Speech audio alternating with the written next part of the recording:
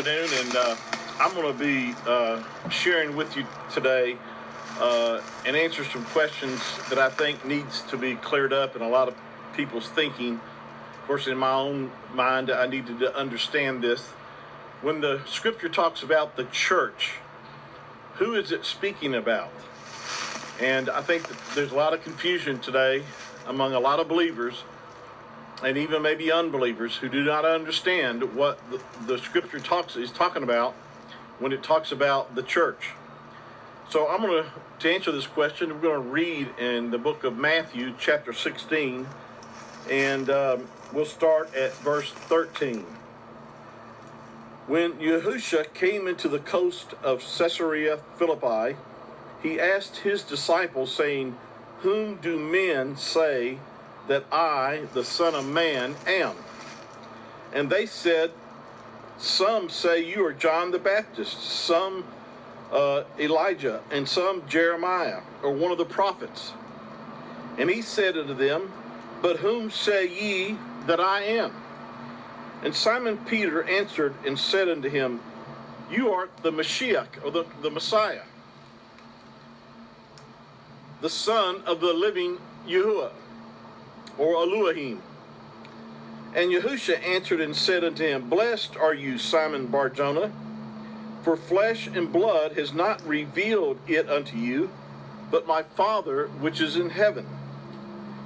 And I say unto you that you are Peter," or Kepha in Hebrew, Kepha, "and upon this rock I will build my church, and the gates of hell shall not prevail against it." Now, going back through this, I'm going to just sort of take these verses apart here and just sort of explain a little bit. And the Messiah asked a question. And he asked, "Who do men say that I, the Son of Man, am?" And of course, their response was, some say that you're John the Baptist, some say that you are Elijah, or Eliyahu, in Hebrew was his name.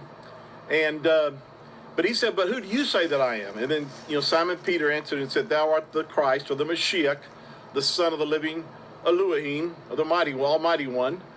And then Yahushua's response to him was that flesh and blood did not reveal that to him. In other words, it wasn't by another man. Peter wasn't taught this. It wasn't given by any kind of revelation of some kind of other person or mankind. He said, "My Father who's in heaven has revealed this unto you." Now, we know that the Father reveals things to us through his Ruach, through his Spirit. The scripture says in the book of 1 Corinthians chapter 2, "But the natural man receives not the things of the Spirit of Yahuwah," but he said that they're foolishness unto them because they're spiritually understood. In other words, the natural man doesn't have the ability really to understand spiritual things. It has to be by the Ruach. It has to be by the Spirit. Now, the Mashiach said that Peter had received the revelation and the understanding of who the Messiah was by the Ruach, by the Spirit, by the revelation from the Father. And then he goes on to say that you are Peter, or Kepha in Hebrew, "Thou art Kepha, and upon this rock," or upon this revelation, really is what he's saying here. It's not upon just the rock. It's upon this foundation, upon this revelation of who the Messiah was, that the Messiah, or the Mashiach, would build his church. Wow, this is so good.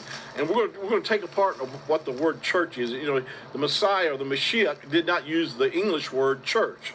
And we're going to break this down for you here, what word was used.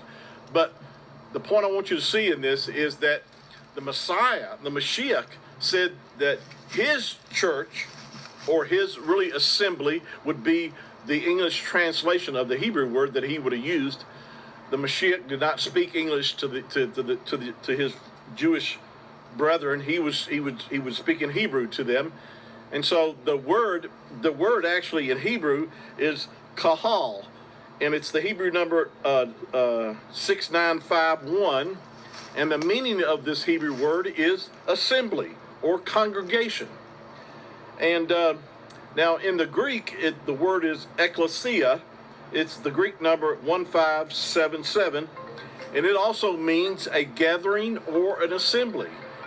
And but again, the Mashiach would not have been speaking Greek to his Jewish or his Yahudi brethren. He would have spoken Hebrew, and the Hebrew word would have been kahal.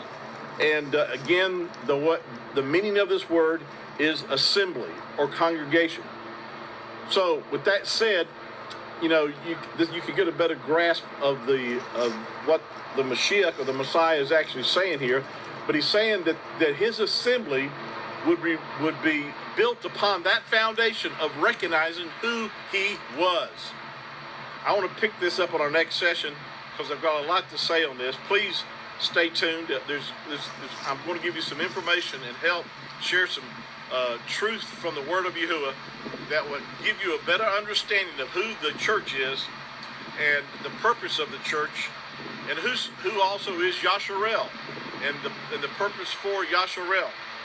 Thank you for joining me this afternoon, and please again share this with others, and I'll see you on our next broadcast. Shalom.